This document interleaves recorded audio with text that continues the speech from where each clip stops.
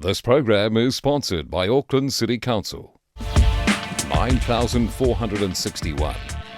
The number of businesses in the Central Business District. 78,480.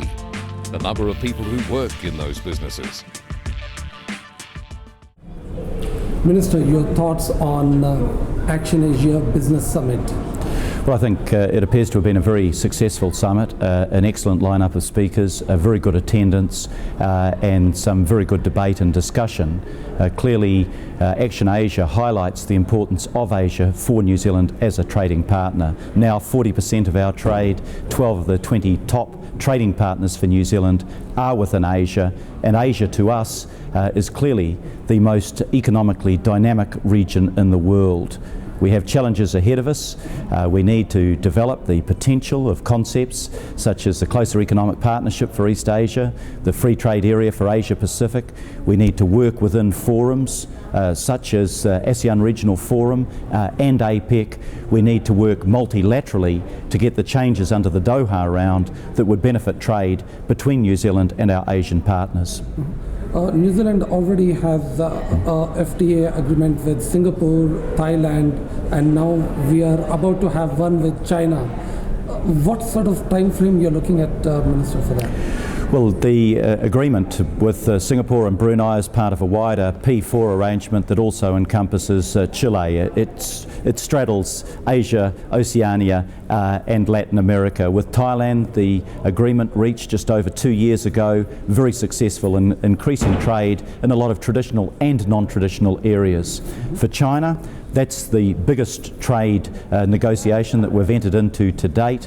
I'm confident that we will have an outcome from that negotiation within a year, well within a year, and that will produce a comprehensive and high quality agreement. We're about to enter our 13th round. We're confident that we will make progress in that and dealing with the last and usually the most difficult issues, but this is going to be very important for traders in both of our countries.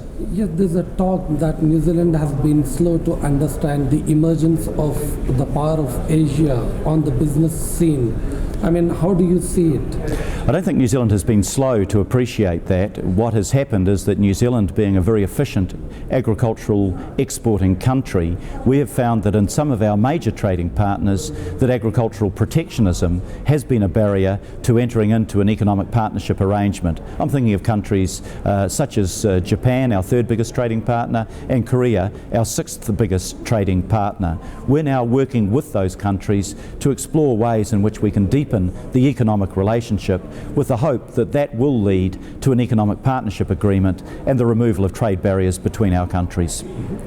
What are the impediments do you see to the formulation of a strategy in order to forge a strong working relationship with the Asian economies? Well, I think the challenges are obvious challenges. Traditionally, there has been a gap between New Zealand and some of those countries, but New Zealand in the last 20-30 years has become very much part of the Asian region in terms of being an activist within forums such as the ASEAN Regional Forum and APEC. I see good prospects for building on the foundations that have been laid, and we are trying very much to take advantage of proposals, visionary proposals for free trade areas involving the East Asia Summit and involving the APEC countries. That always takes time, but the vision is one that we should hold to. The vision, in fact, the very same vision that inspired the setting up of APEC in 1989, the vision of a country where we had an integrated region for trade and investment where the barriers to trade between our countries could be removed. It's interesting you mentioned a visionary approach. What sort of protocols, what sort of yardstick we employ in order to measure and in order to forge a relationship with an Asian economy? Well, the relationship always starts as a relationship that goes much wider than simply the economy. We're talking about strong people-to-people relationships, I think additionally strengthened by the migration of people from different countries in Asia to live in New Zealand. New Zealand now has 9% of its population which is of Asian origin. That gives us good links between cultures, between languages, and on a people-to-people basis. They are links that are also strengthened by our security cooperation in the Asia-Pacific region, and they are links that should also be strengthened with a very strong economic relationship, because in many ways our economies are complementary. New Zealand excels in producing goods that are rather more difficult to produce in Asia. Asia excels in producing goods and services that we sometimes don't have the economies of scale to produce in New Zealand. It is mutually beneficial. It makes a lot of sense to remove the barriers to fulfilling those economic relationships to the greatest possible extent. Thank you, Minister. This program was sponsored by Auckland City Council. 56,827. The number of businesses in Auckland City. That's 15% of all New Zealand businesses.